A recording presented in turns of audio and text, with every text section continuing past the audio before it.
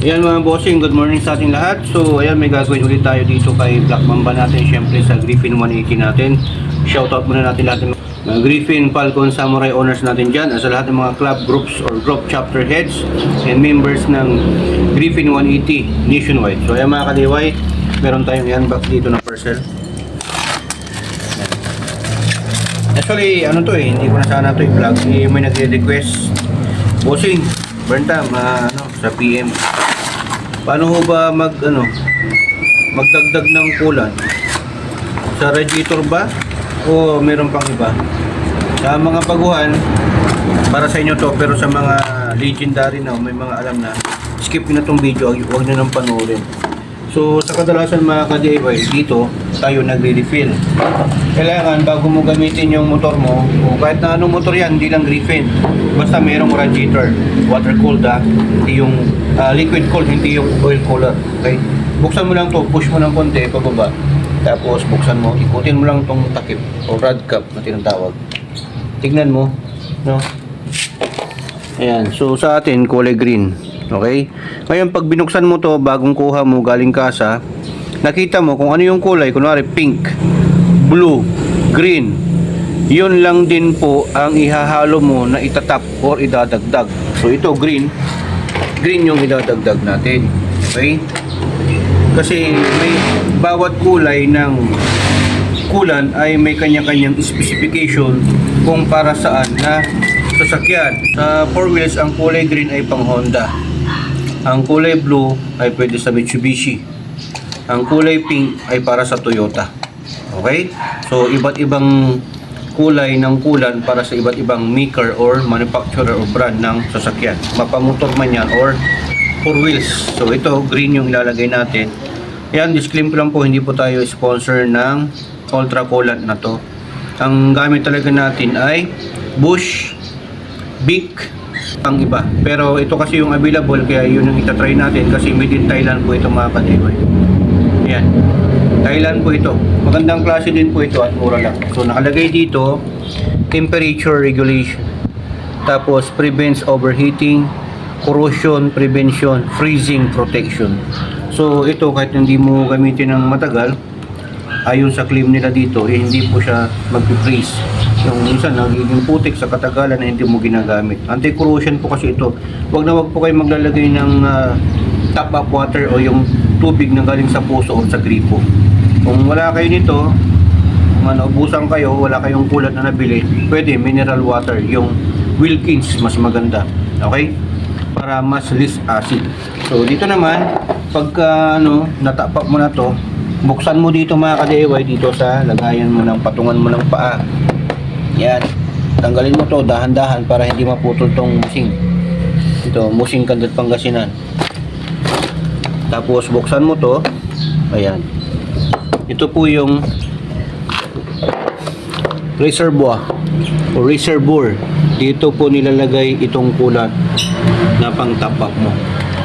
Okay? Pero kukuha ka ng imbudo. Ngayon, paano mo malalaman kung tama na yung level?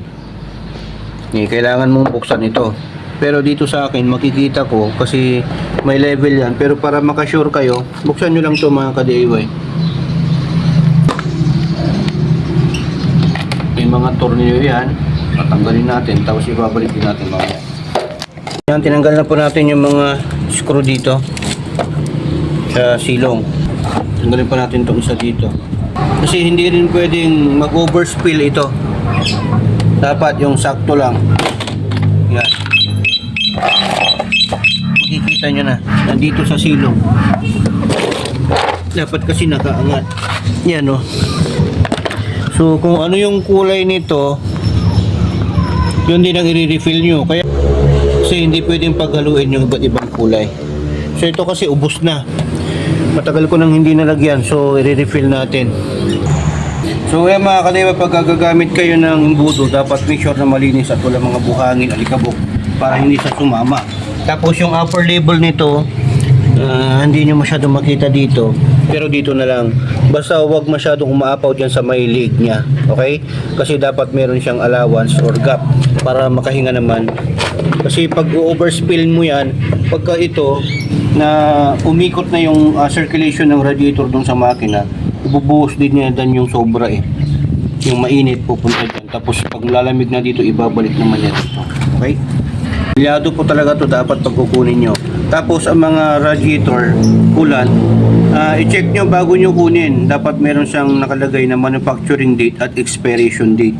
Kasi po, ang lahat po ng coolant ay meron pong expiration dapat yan. Minsan, 3 to 5 years. So, mamaya, kumuha ka, hindi mo nakita, meron expired na pala. So, hindi na siya, wala yung properties na, wala na rin. So, hindi siya maging effective. So, tingnan natin dito kung meron siyang expiration or manufacturing. So, ito mga ka-DIY, oh. So, kung mababasa nyo, meron siyang manufacturing. Yan. 2025. Oh, 2025 yung taon ng manufacturing kung kailan ginawa, tapos mag-expire siya ng 2023. 2030. So, 5 years ang pagitan. Ganyan ang sinasabi ko, ganyan. Yan. Computer patent po yan. Original. Thailand, bebe. Okay? So, lagay na natin. Medyo may kaliitan lang yung bunganga nito.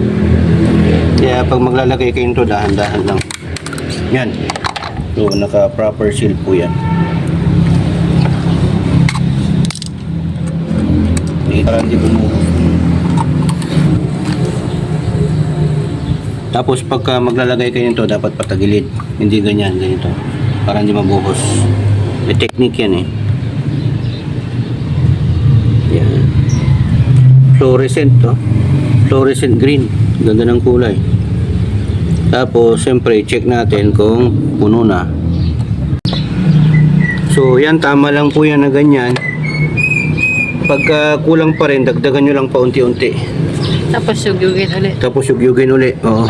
Lumabas yung bubble. Ang tawag dyan, bleeding. Para lumabas yung bubbles, yung hangin niya. Gusto niyo, Timin dito na ito. Oops. Malukas yung pantay ikin to eh. Di.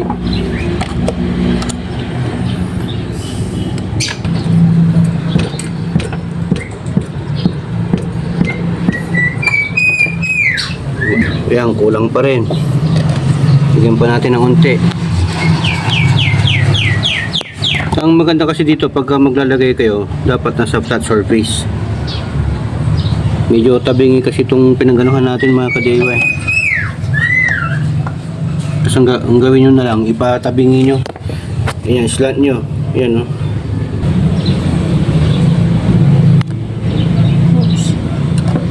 Yan, okay na to mga ka-DIY.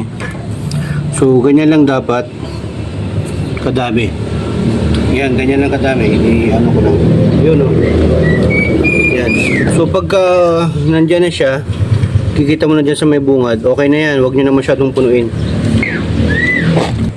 Mga ka-DIY, gawin nyo na lang pag okay na yan, takpan nyo mabuti to.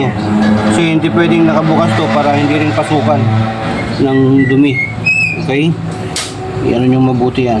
Sarado nyo. Yan.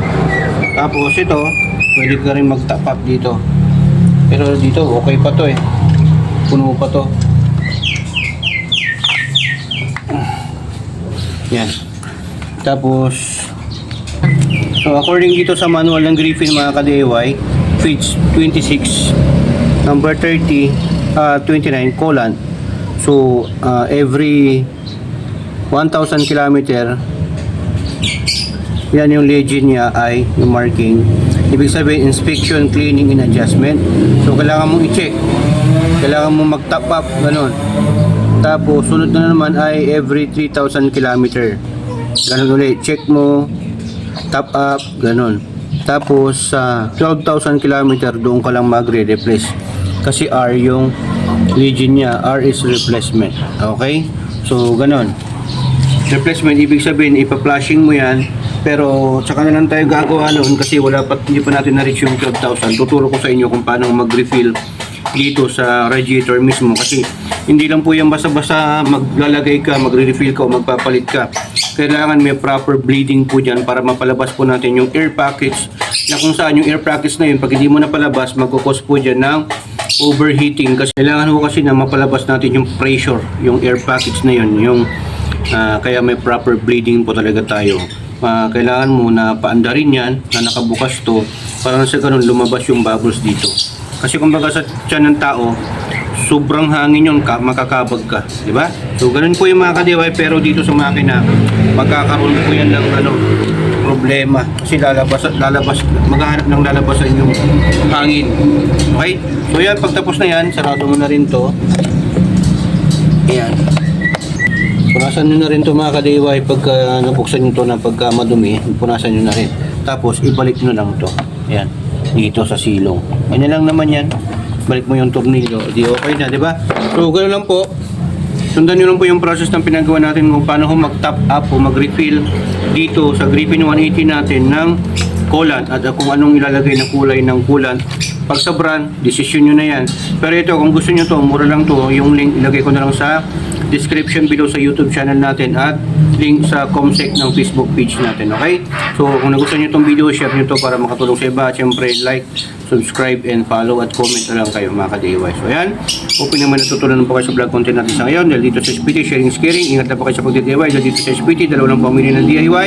Do it yourself at destroy it yourself. Dito sa SPT, natuto ka na, nakatipid ka pa. Dahil sa SPT, sharing is caring. Maraming salamat. Tugatulbit at glory and burn times. Sign off.